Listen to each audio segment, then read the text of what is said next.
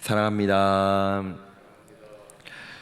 하만은 자신에게 절을 하지 않았다는 이유로, 자신의 감정이 상했다는 이유로 모르드게를 포함한 그 유다인들을 모두 몰살하려는 계획을 세웠습니다.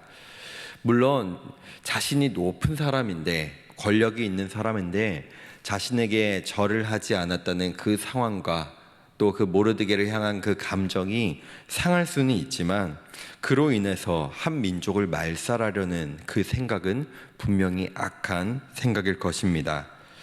그러나 하만은 우리가 지난 금요일에 말씀을 받았던 것과 같이 자신이 계획을 세웠지만 오히려 자신이 자신의 꾀에 넘어간 그 모습을, 어리석은 모습을 보여줍니다.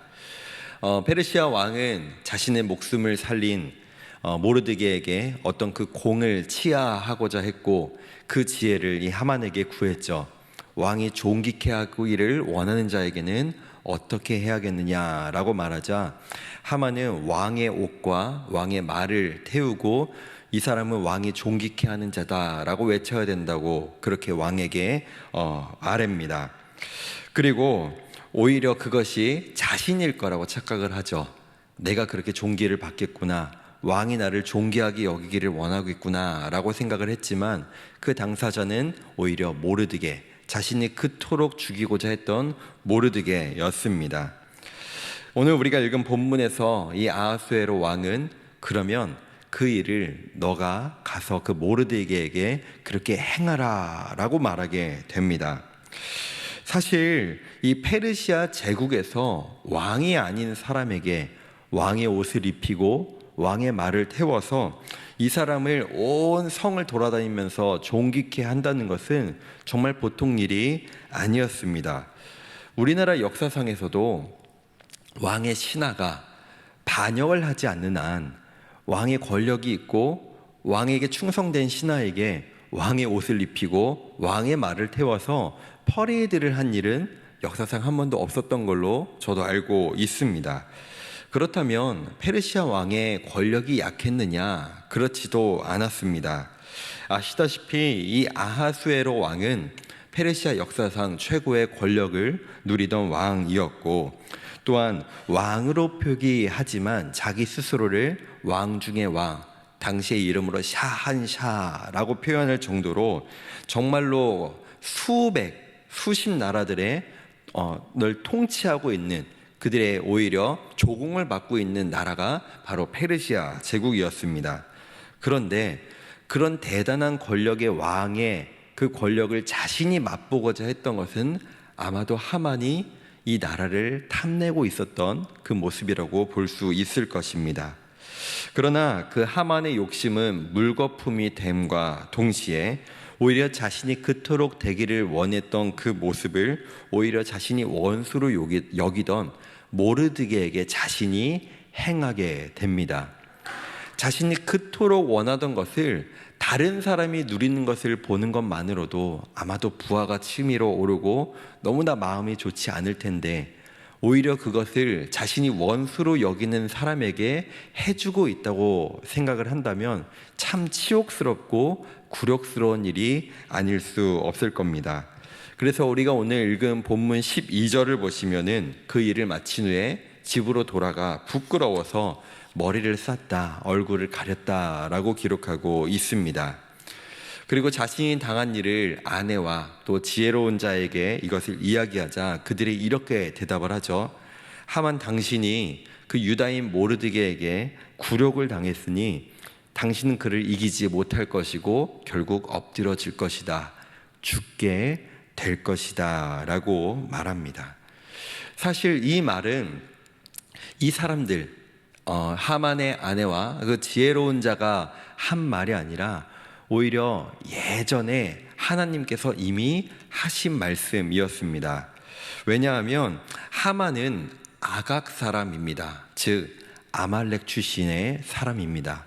아말렉은 예전부터, 과거부터 유대 민족의 원수였죠. 유다 민족들을, 이 이스라엘 백성들을 괴롭게 하고 하나님께서도 그들을 진멸하기를 원하셨습니다. 하나님께서는 진작에 이 이스라엘을 대적하고 괴롭게 했던 아말렉을 사울에게 진멸하라라고 명령하셨죠.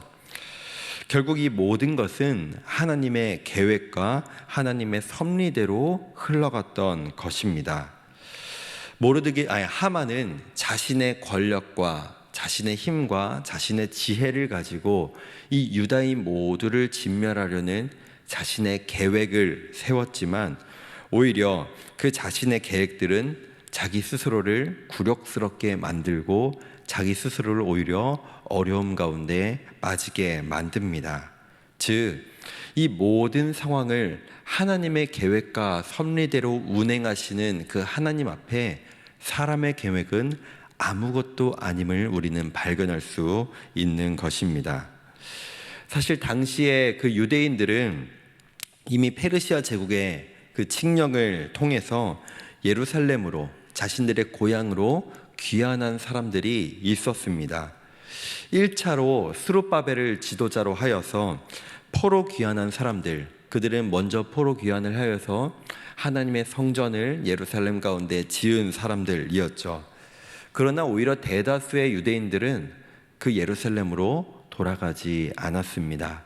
그 이유는 이미 바벨론 때부터 포로로 끌려와서 이미 수십 년이 지나면서 그 페르시아 지역에 자신의 터를 닫고 이 바벨론이 그들을 지배할 때보다 페르시아로 이 정권이 넘어와서 페르시아 그 제국 때에 그들이 다스림을 받을 때는 훨씬 더 상황이 나았기 때문에 이 정도면 우리가 굳이 예루살렘으로 돌아갈 필요가 있을까?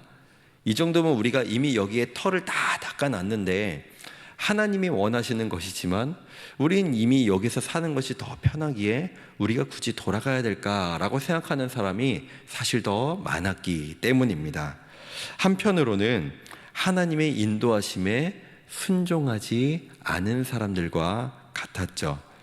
그러나 하나님께서는 그러한 하나님의 말씀에 순종하지 않은 것과 같은 그 사람들도 하나님의 백성이기에 하나님은 그들을 다시 예루살렘으로 회복시키시고 돌이키실 계획이 있으셨기 때문에 그들을 포기하지 않으셨습니다.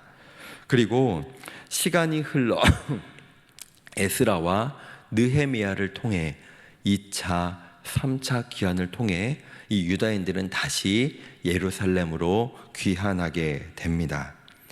만약에 하나님께서 이 에스더를 통하여 또 모르드게를 통하여 이 유다인들을 보호하시고 그들을 지키고자 하시는 하나님의 섭리와 하나님의 계획이 없었다면 이 하만의 계획에 따라 모든 유다인들이 진멸되게 되었다면 그 후에 예루살렘으로 돌아가는 유다인들은 존재하지 않았을지도 모르겠습니다. 말씀을 맺겠습니다. 하나님께서는 그 하나님의 자녀들을, 하나님의 백성들을 절대 놓지 않으시고 포기하지 않으시는 줄 믿습니다. 에스더의 에스더서에 하나님이란 이름이 한 번도 등장하지는 않지만 그 하나님이 때로는 계시지 않는 것 같지만 때로는 우리의 부족함과 연약함이 너무나 크게 보여서 그때 하나님을 찾아도 하나님이 일하시지 않으시는 것 같지만 하나님은 언제나 우리와 그분의 백성들과 함께 하시는 줄로 믿습니다. 사단은 스스로 계획을 세우고 자신이 일함으로 말미암아 그 하나님의 백성들을 쓰러뜨리고 넘어뜨리고자 하지만 하나님께서는 그 백성들, 하나님을 의지하는 하나님의 자녀들을 절대 포기치 않으시고 하나님의 계획과 섭리대로 인도하시는 줄로 믿습니다. 우리 사랑하는 성도님들, 우리의 인생 가운데, 오늘의 삶 가운데 그렇게 우리를 붙드시고 우리를 보호하시는 그 하나님을 따라 내 생각과 사람의 계획을 따르는 것이 아니라 하나님의 계획에 순종하고 그 인도하심 따라 살아가는 우리 모든 성도님들 되시기를 간절히 소망하며 축복합니다.